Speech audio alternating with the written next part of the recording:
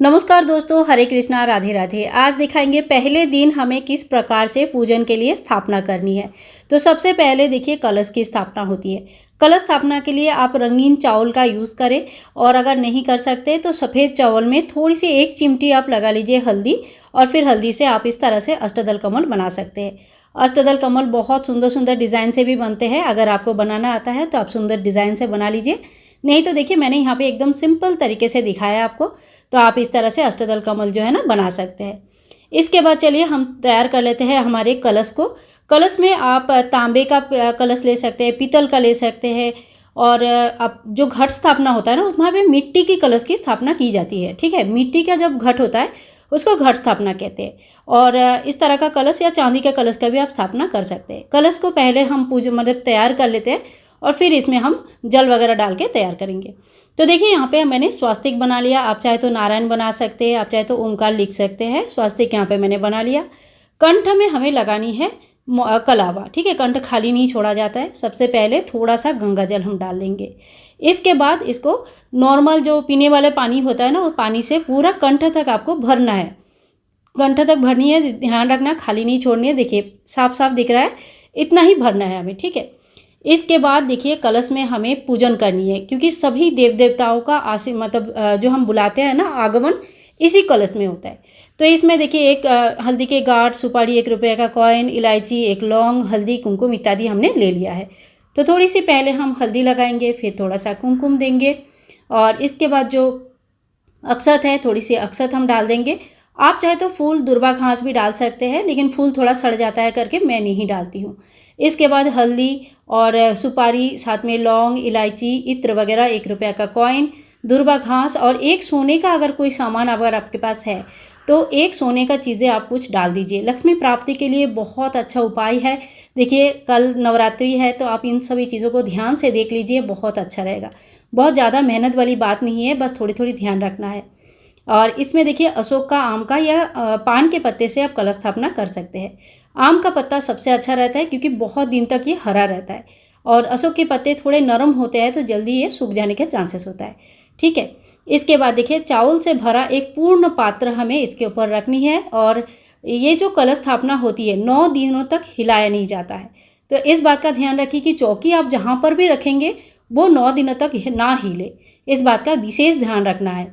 आप कलश को अपनी स्थान पे हम विराजमान कर देंगे, यानी कि जो अष्टदल कमल हमने बनाया था उसमें रख दिया है। इसके बाद देखिए एक पानी वाला नारियल आपको लेना है। नारियल का जो मुंह होता है, यानी कि जो 3 डॉट बना हुआ रहता है ना, जो फेस जैसा दिखता है, वो पुजारी की तरफ होता है। तो इस बात का ध्यान रखें, नारियल का मुंह किस साइड होगा ये ध्यान रखिए। बहुत जगह पे नारियल ऊपर की तरफ करके भी रखा जाता है, तो देखिए अगर आपके यहाँ पे रखा जाता है तो आप रख सकते हैं, कोई प्रॉब्लम नहीं है। नॉर्मली नारियल इसी तरह से रखा जाता है, इसीलिए मैं आपको इसी बता रही हूँ। इसके ऊपर आप चुनरी लपेट के इस तरह से विराजमान करें, और अगर चुनरी नहीं लाए हैं तो आप इसमें कलावा भी लपेट सकते हैं।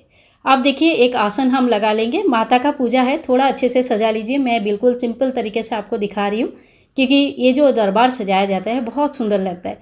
तो देखिए यहाँ पे ना हमने दिया प्रज्वलित कर लिया है, और अखंड दिया अगर आप जलाना चाहते हैं तो अखंड दिया जला सकते हैं, नहीं तो अगर अखंड दिया का ध्यान नहीं रख सकते तो सुबह और शाम भी दिया जला सकते हैं। अगर संभव है तो इस तरह का कांच यूज़ कीजिए, ताकि हवा चले तो अखंड दिया शांत ना हो जाए, या दिया भी शांत ना हो जाए। तो इस तरह का कांच का व्यवहार जरूर कर ले, यह आपके लिए बहुत हेल्पफुल रहेगा।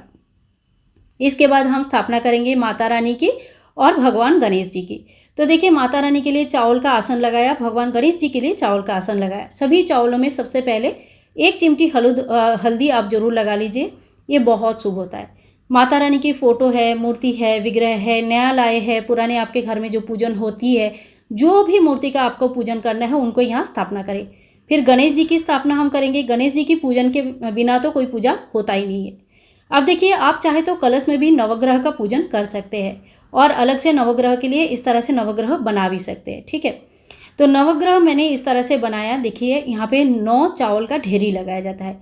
चावल कौन सा यूज़ करेंगे? जो बिल्कुल टूटा हुआ ना हो, और अक्षत हो जिसको कहते हैं, पूर्ण चावल होता है। तो जब आप पूजा करेंगे तो ध्यान करके देख लीजिए कि वो टूटा हुआ नहीं होना चाहिए।